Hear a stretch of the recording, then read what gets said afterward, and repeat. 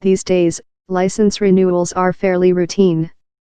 A station could be deemed unfit and have its license stripped if it were telling lies and spreading fake news, as Trump claims. But Harold Feld of the consumer group Public Knowledge says that's tough to prove.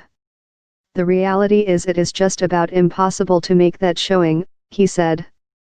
All this stuff is opinion. Feld said he can recall just 2 instances in the past 20 years when there has been a renewal challenge. One involved an owner of radio stations who was convicted of child molestation, and the other when someone died as part of a radio station's contest. Both lost their licenses. Although yanking a license is rare, just the threat could put pressure on NBC's news coverage. The words license renewal are ones which have had a chilling effect in the past on broadcasters, said lawyer Floyd Abrams, an expert on the First Amendment, citing Richard Nixon's attempts to sway news coverage as president.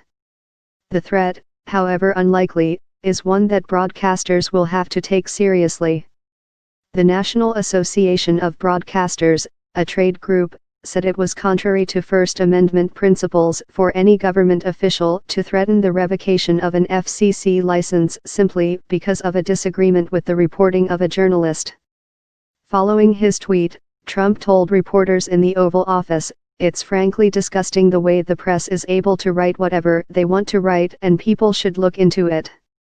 Nebraska Senator Ben Sasse, a Republican who has been occasionally critical of Trump, took him to task in a statement released Wednesday night. "Words spoken by the President of the United States matter," Sasse said. "Are you tonight recanting of the oath you took on January 20 to preserve, protect, and defend the First Amendment?" Even so, Krasno said a challenge is unlikely because of the First Amendment and because the Communications Act governing the FCC doesn't allow for censorship. Pai's past statements also suggest he wouldn't use the agency's powers to regulate news coverage. In a September speech, he noted that, while people want the FCC to take action against cable news channels like Fox News, MSNBC, or CNN because they disagree with the coverage, these demands are fundamentally at odds with our legal and cultural traditions. Feld, who is a frequent critic of Pai, said the chairman is a fan of deregulation and the last person in the world who would want to revive the license challenge process.